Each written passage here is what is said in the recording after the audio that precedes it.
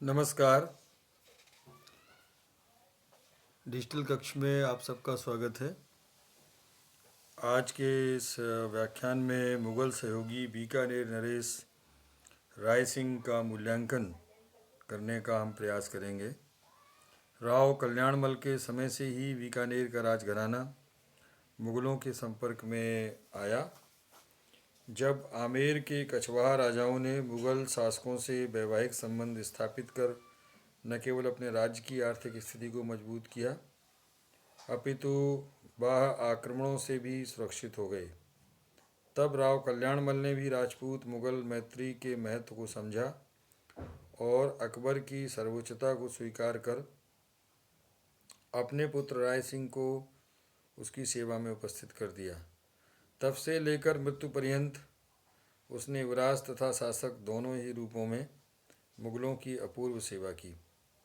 अपनी योग्यता, पराक्रम, कूटनीति और ईमानदारी के बल पर वह शीघ्र ही अकबर का विश्वास पात्र बन गया और अकबर ने उसे 4 हज़ारी मनसब प्रदान कर सम्मानित किया। डॉक्टर गौरीशंकर हीराचंद ओझा भी इससे सहमत होते हुए लिखते हैं कि थोड़े ही समय में अपने वीरोचित गुणों के कारण वह अकबर का प्रीतिपात्र और विश्वासभाजक बन गया। बादशाह की तरफ की अनेकों चढ़ाइयों में वह भी साथ था। अधिकतर शाही सेना में संलग्न रहने पर भी वह अपने राज्य की तरफ भी कभी उदासीन न रहा और उधर के उपद्रवी सरदारों पर उसने कड़ी नज़र रखी। शाही दरबार में उस समय जयपुर को छोड़कर बीकानेर से ऊंचा सम्मान अन्य राज्यों का न था।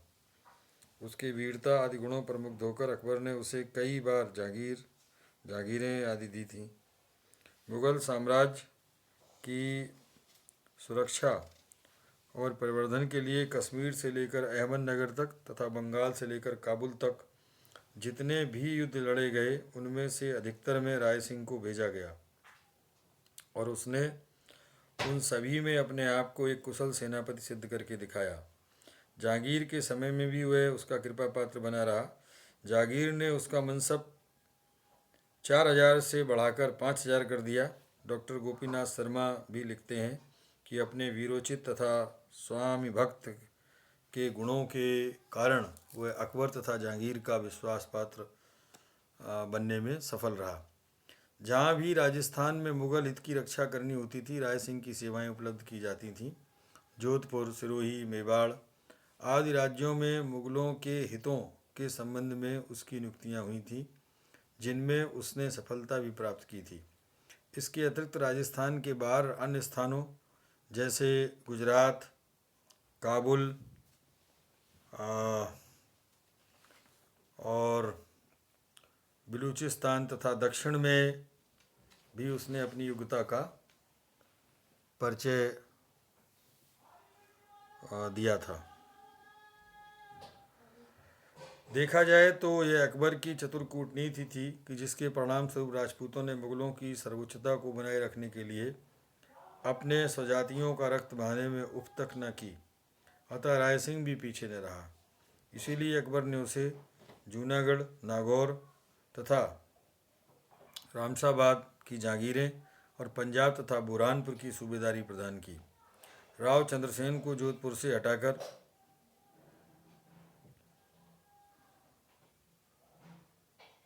राय सिंह को जोधपुर की शासन व्यवस्था संभालने को देना तथा उत्तराधिकार संघर्ष के समय जागीर द्वारा संदेश भिजवाकर उसे राजधानी बुलाना उसके प्रति दोनों ही सम्राटों की विश्वसनीयता को प्रमाणित कर देता है। अपने शासनकाल में राय सिंह ने एक बार अकबर से और एक बार जहांगीर से माफ़ी मांगनी पड़ी। खुसरो के विद्रोह के समय में जब जहांगीर ने उसे बेगमों को लाने का कार्य सौंपा तो वह उन्हें मथुरा में छोड़ अपने राज्य लौट गया। उसका यह निर्णय उचित नहीं था।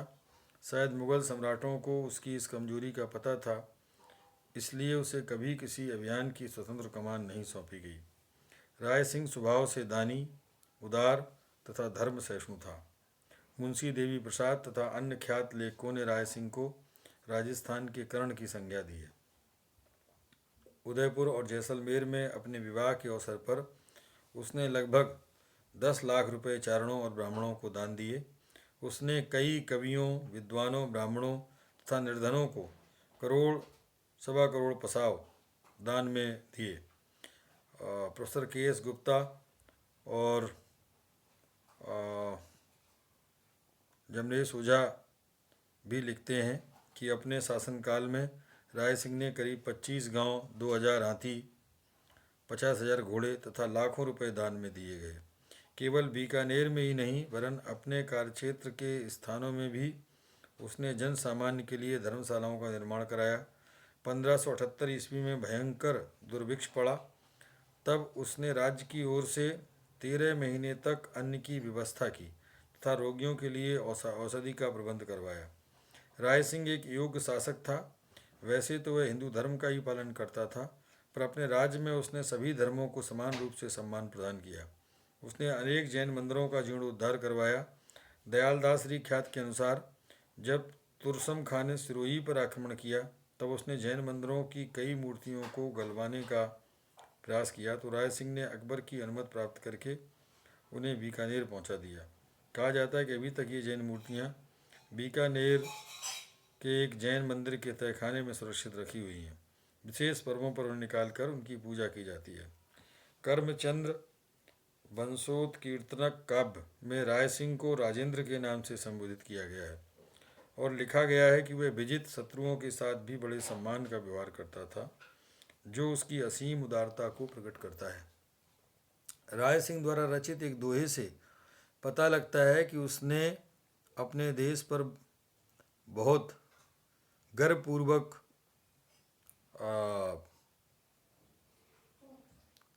अभिमान करता था। ऐसा बताया जाता है कि जब उसे दक्षिण अभियान पर भेजा गया तो उसने वीरान जगह पर एक फोक का पौधा देखकर एक दोहे की रचना की, जो इस प्रकार है। तू स्वदेशी रूखड़ा, मैं परदेशी लोग, माने अकबर तेड़िया, क्यों तू आती फोक। राय सिंह जितना योग्य सेनानायक था उतना योग्य भवन निर्माता भी। उसने अपने मंत्री कर्मचंद को आज्ञा दी थी कि वह बीकानेर का दुर्ग बनवाए। इस दुर्ग का निर्माण कार्य 17 फरवरी सोमवार 1589 ईस्वी को प्रारंभ हुआ, जो 5 वर्ष पश्चात 17 जनवरी गुरुवार 1594 ईस्वी को संपन्न हुआ। इस दुर्ग के संबंध में डॉक्टर गोपीनाथ शर्मा ने लिखा है कि यह गढ़ राजप्रसादों, बगीचों, सुदृढ़ दीवारों और द्वारों से सुसज्जित है, जिसमें मध्ययुगीन शिल्प शैली की प्रधानता है। कहीं कहीं मुगल शैली को भी भारतीय शैली के साथ इस प्रकार संयोजित कर दिया गया है कि शिल्प दृष्टि से उसमें अद्भुत चमत्कृति उत्पन्न हो गई है।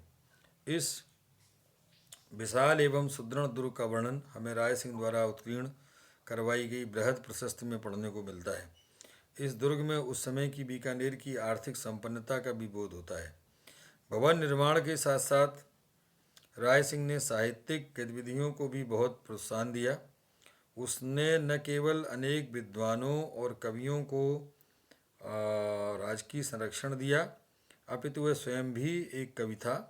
संस्कृत भाषा का प्रकांड विद्वान होने के साथ साथ वह ज्योतिष, धर्मशास्त्र तथा आयुर्विज्ञान का अच्छा ज्ञाता था। उसका शासनकाल संस्कृत, जैन तथा डिंगल साहित्य के चरमोत्कर्ष का काल था। उसने अनेक ग्रंथों की रचना करवाई। उसने ज्योतिष रत्नमाला नामक ज्योतिष ग्रंथ तथा राय सिंह महोत्सव नामक वैदक की भाषा टीका की रचना की। ज्योतिष रत्नमाला की टीका का नाम बाल बोधनी है तथा दूसरे ग्रंथ राय सिंह महोत्सव के प्रारंभ में राव सिंहा से लेकर राय सिंह तक के राजाओं का वर्णन संस्कृत श्लोकों के रूप में मिलता है। राय सिंह ने इसमें स्वयं अपना वृत्तांत भी लिखा है। ऐतिहासिक दृष्टि से इस ग्रंथ का महत्व है। राय सिंह द्वारा बनवाए गए बीकानेर दुर्ग के अंदर जयिता नामक विद्वान द्वारा संस्कृत भाषा में लिखित एक बहुत बड़ा शिलालेख है। उसी समय के एक अनाम कवि ने राजा राय सिंह री बेल नामक पुस्तक लिखी, जिसमें 43 गीत हैं। इन गीतों से गुजरात में हुए युद्धों के दौरान राय सिंह के पराक्रम और रणकौशल की जानकारी मिलती है। इसी समय में जैन साधु ज्ञान वैभव ने माहेश्वर द्वारा लिखित शब्दभेद पर टीका लिखी। राय सिंह का छोटा भाई पृथ्वीराज, जो कि एक प्रसिद्ध डिंगल कवि था, ने बेली कृष्ण रुक्मणी जी की रचना की। राय सिंह ने अपने राज्य की वित्तीय व्यवस्था में भी सुधार किया। जहाँ तक संभव हो सका उसने उत्पादन में वृद्धि करके ही राजस्व की वृद्धि की, किसानों व व्यापारियों को परेशान करके नहीं। उसके समय में व्यापार वाणिज्य में भी खूब वृद्धि हुई। विस्तृत रूप से उसकी शासन व्यवस्था का आकलन किया जाए तो उसके राज्य में हिंदू मुस्लिम समन्वय, आर्थिक स्थिरता, संस्कृति, साहित्य, कला तथा वास्तुकला सहित सभी विधाओं का विकास हुआ। स्पष्ट है कि उसने मुगलों से सहयोग करना ही उचित समझा, इसीलिए अपने राज्य में वृद्धि ला सका। इस तरह से मैं आपको याद दिला देना चाहता हूँ कि राय सिंह से संबंधित कुल 5 व्याख्यान हैं, जिनमें सभी में राय सिंह संबंधी जानकारी है। 5वां और आखिरी ये जो व्याख्यान है, इसमें हमने उसके कार्यों का संक्षिप्त मूल्यांकन प्रस्तुत किया है। यदि इससे संबंधित आपके पास कोई जिज्ञासा या प्रश्न है तो कमेंट बॉक्स में अपना कमेंट अवश्य लिखें। धन्यवाद।